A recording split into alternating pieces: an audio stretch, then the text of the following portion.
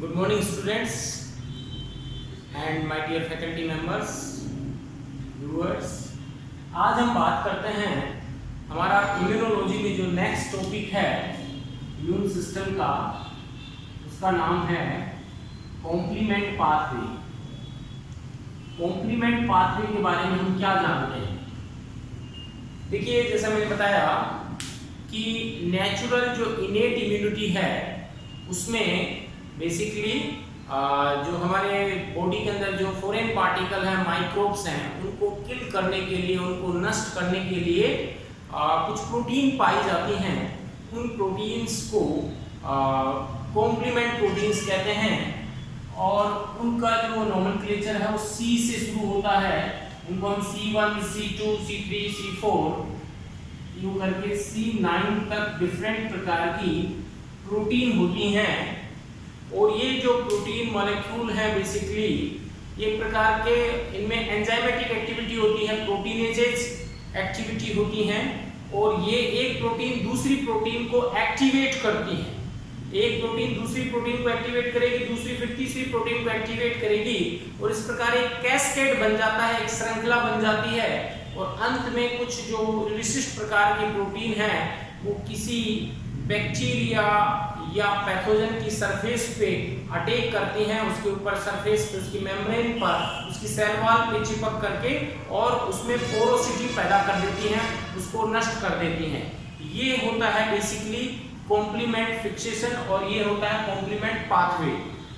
यहाँ पे तीन पाथवे हैं, बेसिकली तीन पाथवे हैं। पहला है classical pathway, classical complement pathway, जिसके अंदर बेसिकली एंटीबॉडी की जरूरत होती है, IgM या IgG1, G2, G3 इसकी जरूरत होती है। दूसरा है अल्टरनेटिव पाथवे, जिसमें एंटीबॉडी की जरूरत नहीं होती है, उसके अलावा अन्य कुछ प्रोटीन होती हैं जिनके द्वारा बेसिकली बैक्टीरिया को नष्ट किया जाता है, फॉरेन पार्टिकल्स को नष्ट किया जाता है। और तीसरा जो है वो कहलाता है मेनन या मेनोस।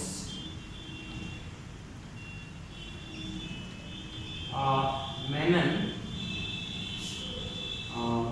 बाइंडिंग लैक्टिन पाथवे, जिसको MBL पाथवे भी कहते हैं। ये भी इस विशिष्ट प्रकार का पाथवे।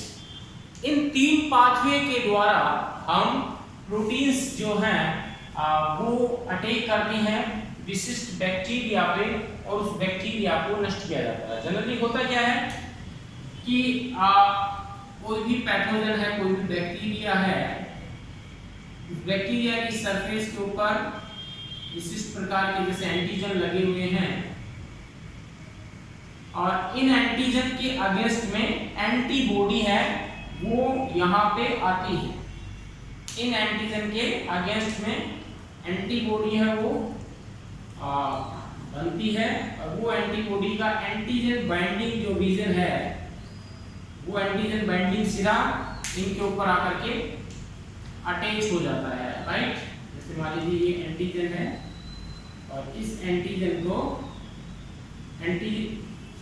एंटीबॉडी का जो AB बाइंडिंग है, FAB सिरा है, वो अटैच कर लेता है और ये जो नीचे वाला सिरा है जिसको हम FC रीजन कहते हैं, ये फ्रीली बाहर की तरफ लगा रहता है, बाहर की तरफ रहता है, फ्रीली अवेलेबल होता है। विभिन्न प्रकार की जो आपकी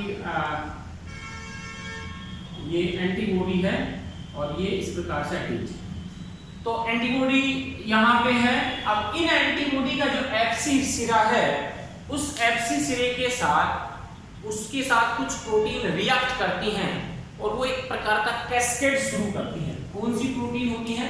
वो कॉम्प्लीमेंट प्रोटीन कहते हैं और उनको लैक्टिन्स भी कहते हैं। यहाँ पे जो सबसे पहली प्रोटीन है वो है C1 protein. C1 protein actually C1Q और R2 और S2 इन प्रोटीन का एक समूह होता है। C1 प्रोटीन में Q प्रोटीन पाई जाती है, R प्रोटीन पाई जाती है, S प्रोटीन की होती है। तो हम उनको कह सकते हैं C1Q एक मेन प्रोटीन है और उसके अलावा C1R और C1S फिर C1R और C1S। इस प्रकार से दो जो प्रोटीन है वो R होती है, दो प्रोटीन S होती है। तो ये जो प्रोटीन है इनके स्ट्रक्चर को देखें तो उसमें इस प्रकार से जो C1 प्रोटीन है उसमें ग्लोब्यूल्स पाए जाते हैं जिनको हम एंटीजन बाइंडिंग साइट कहते हैं। ये इस प्रकार से एंटीबॉडी बाइंडिंग साइट ये इस प्रकार से प्रोटीन होती है और यहाँ पे इसमें पॉलीपेप्टाइड चेन पाई जाती है। हेलिक्स होता है प्रोटीन का और इसमें जैसे अलग अलग प्रकार की प्रोटीन्स है वो पाई जाती है।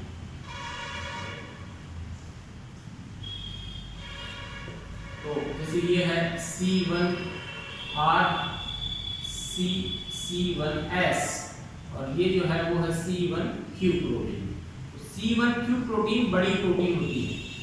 इस जो FC रीजन है इस FC रीजन के साथ C1 प्रोटीन है और C1 में भी C1R और C1S प्रोटीन है वो रिएक्ट करती हैं और वो रिएक्ट करने के बाद में मैं इसको बना देता हूँ इस प्रकार से ये इसके साथ जुड़ती है, राइट। ये जैसे कि एक गुलदस्ता होता है, एक फ्लावर होता है उल्टा, वो किसी एंटीबॉडी के FC रीजन के ऊपर अटैच होता है। तो ये जो C1 प्रोटीन है C1Q और उससे जो जुड़ने वाली है C1R और C1S प्रोटीन, ये अन्य प्रोटीन को क्या करती हैं, एक्टिवेट करती हैं। तो एक कैस्केड बनता है। कैस्केड क्या है वो हम डिस्कस करते हैं कि अब यहाँ पे ये जो C1 प्रोटीन है ये इस बैक्टीरिया पर अन्य प्रोटीन को अटैच करेगा। कैसे करेगा इसके बारे में हम बात करते हैं। ये हमारा बैक्टीरिया है, पैथोजन है, माइक्रोब्स है और ये इसके एंटीजन है, एंटीजन और ये होगी आपकी एंटीबॉडी और ये हो गया आपका C1QRS सिस्टम, राइट। तो ये प्रोटीन है। ये प्रोटीन क्या करेगी, अन्य प्रोटीन्स पे रिएक्ट करती है प्रोटीनेज एंजाइम की तरह और उसको दो भागों में तोड़ देती है। जो अन्य प्रोटीन होती है कॉम्प्लीमेंट, एक छोटा भाग एक बड़ा भाग, एक लार्ज और एक स्मॉल पार्टिकल। जैसे C2 है, C2A, C2B, ऐसे C3 है, ऐसे C4A, C4B। इसमें जो A भाग होता है वो छोटा होता है जनरली और B भाग बड़ा होता है। A भाग है वो डिसअपियर हो जाता है वहीं पे जो जहां ये प्रोटीन है उस लिक्विड में गायब हो जाता है और एनाफाइलैक्टिक शॉक है उसको प्रोड्यूस करने में हेल्प करता है। जबकि B भाग है वो इस बैक्टीरिया की जो सरफेस है इसके ऊपर अटैच होते जाते हैं और विशिष्ट प्रकार के एंजाइमेटिक रिएक्शन को क्या करते हैं, एकम्प्लिश करते हैं।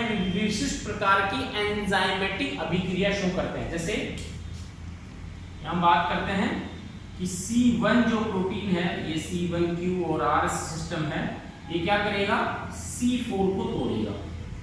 ये C1 C2 और C4 को ये क्लीव करता है, 1R और C1S ये दोनों ही करते हैं जनरली। ये C4 प्रोटीन को तोड़ता है तो इसके दो भाग बन गए, C4A और एक हो गया C4B। तो देखिए C4 जो B है और ये हो गया C4A। C4 जो B है वो तो रहेगा यहाँ पे मेनली और C4A है वो बाहर साइटोप्लाज्म में या फिर जो अन्य जो लिक्विड मीडियम है उसमें चला जाता है। C4A यहाँ पे पाया जाता है, C4B क्योंकि बड़ा होता है। इसी प्रकार जो C2 है उसमें थोड़ा सा अपवाद है। C2 में क्या होता है, C2 जो A है वो अटैच होता है और C2B है वो गायब हो जाता है। यानी यहाँ पे ये होता है स्मॉल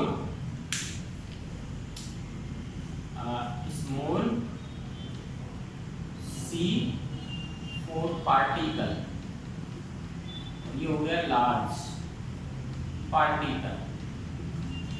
इसी प्रकार C1 क्या करती है, C2 को भी तोड़ती है, C2 को तोड़ती है C1QRS सिस्टम जो है ये भी हो गया। इसमें उल्टा होता है, C2A ये थोड़ा बड़ा होता है और C2B है वो छोटा होता है, जस्ट रिवर्स है ये।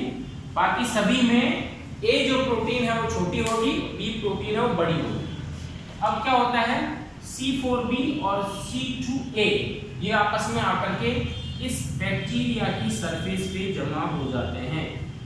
देखिए यहाँ पे ये हो गया और मैं इसको अलग अलग डिजाइन से बना देता हूँ।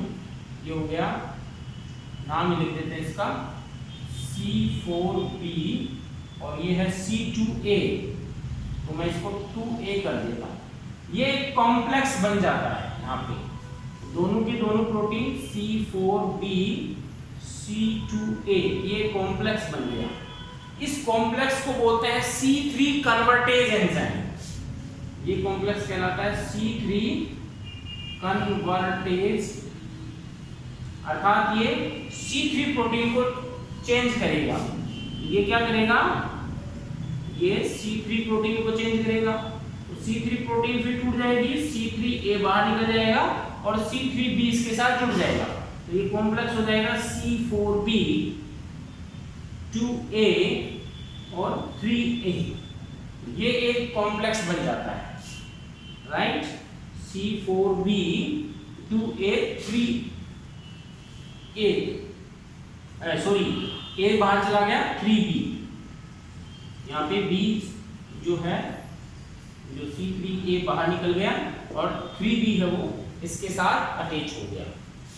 ये कॉम्प्लेक्स बनता है, इस कॉम्प्लेक्स को बोलते हैं C5 कन्वर्टेज। देखिए नाम इसका अलग अलग आ रहा है, यानी ये कॉम्प्लेक्स बनता है C4B प्रोटीन और 2A प्रोटीन C2A प्रोटीन, इसको कहते हैं C3 कन्वर्टेज। दूसरा है C4B के साथ जैसे 3 टूटता है 3B जुड़ जाता है, इसका नाम हो गया C2B कन्वर्टेज। इनके नीचे एक लाइन खींचने से ये एंजाइम की तरह प्रदर्शित होते हैं। जैसे मैंने यहाँ पे ऊपर लाइन खींच दी यहाँ पे, यानी ये एक एंजाइम बन गया है, ये एक प्रोटीन है वो एंजाइम की तरह काम कर रही है। तो अब देखो C4B 2A 3B ये भी यहाँ पे जुड़ गया, ये कहलाता है C5 convertase. Now C5 convertase फिर है वो टूटेगा जो है C5A एंड C5B। तो मैंने बताया छोटा अणु रह जाता है, बड़ा अणु बैक्टीरिया की सरफेस पे चिपक जाता है, तो ये हो जाता है C5B। अब ये क्या होता है, C5B क्या होता है, C5B जो है अन्य प्रोटीन को सरफेस पे एकत्रित करता है। कौन कौन सी, यहाँ पे C5B के बनते ही इस कॉम्प्लेक्स पे C5B ये हो गया। अब क्या होगा यहाँ पे C6 C7 C8 और C9 ये सारी प्रोटीन आती हैं। ये तो सिंगल सिंगल होती हैं और ये C9 मल्टीपल प्रोटीन होती हैं, और ये आकर के जो बैक्टीरिया की सरफेस पे में जो सेल वॉल है उस सेल वॉल पे ये जमा हो जाती हैं, और जमा होकर के जो जैसे जो सेल वॉल है वहां पे C9 जो है वो एक पोरोसिटी क्रिएट करती है। इस क्रिया को बोलते हैं मेम्ब्रेन अटैक कॉम्प्लेक्स। तो ये जो बनता है पूरा का पूरा, जिसमें C9 से लेके C5B, तो ये हो गया C5B और फिर ये C6 C7 C8 और C9, ये जो एक समूह बनता है इस समूह का नाम है MAC, अर्थात मेम्ब्रेन अटैक कॉम्प्लेक्स। तो ये क्या करेगा, यहां पे अटैच होगा मेम्ब्रेन पे, और इस मेम्ब्रेन में एक छिद्र बना देगा, इसमें पोरोसिटी क्रिएट कर देगा। इस जैसे पोरोसिटी क्रिएट होगी, अंदर का जो साइटोप्लाज्म है बाहर आ जाएगा और बैक्टीरिया की डेथ हो जाती है, बैक्टीरिया है वो मर जाता है। इस प्रकार से नेचुरल फिनोमेनन जब भी कोई माइक्रोब्स आता है हमारी बॉडी में, आईजीएम और आईजीजी, G1, G2 और G3, ये कॉम्प्लीमेंट फिक्सेशन को प्रोड्यूस करते हैं।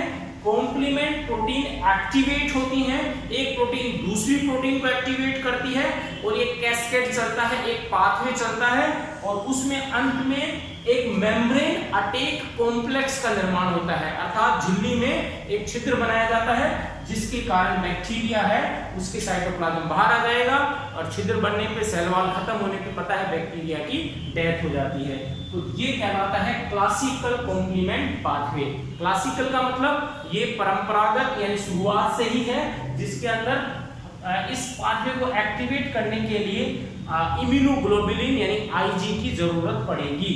आईजी जब अटैच होगी इस पैथोजन से, तभी जो C1 प्रोटीन है वो एक्टिवेट होगी और जब C1 प्रोटीन एक्टिवेट होगी तो वो C4 को और C2 प्रोटीन को एक्टिवेट करेगी और एक्टिवेट करने के बाद में C3 प्रोटीन एक्टिवेट होगी, C3 के बाद में C5 प्रोटीन एक्टिवेट होगी, फिर C6 होगी, C7 होगी, C8 होगी और अंत में C9 होकर के सारी प्रोटीन उस बैक्टीरिया की सेल वॉल पे जमा हो जाती हैं और एक मेम्ब्रेन अटैक कॉम्प्लेक्स बनाती हैं, जहां C9 होती हैं वो आपस में जुड़ करके एक छिद्र बना देती हैं, पोर बना देती हैं, जिससे कि बैक्टीरिया की डेथ हो जाती है। तो ये था आज कॉम्प्लीमेंट पाथवे का पहला टॉपिक।